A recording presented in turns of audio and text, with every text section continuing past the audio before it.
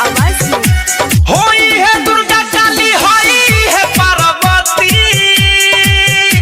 होई है दुर्गा काली, होई है पार्वती।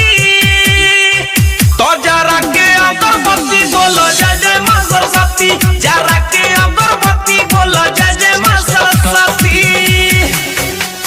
जय जय मैया, जय मैया, जय मैया, जय मैया।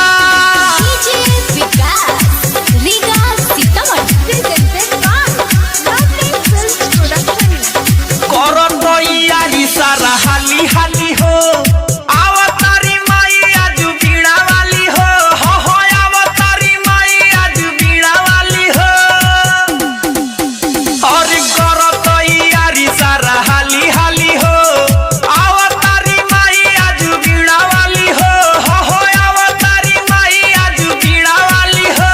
होई है तो सुधारेली हो बिगड़ल मती।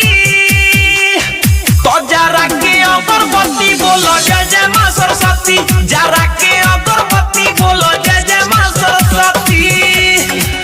बोला बोला बीड़ा वाली मैया की।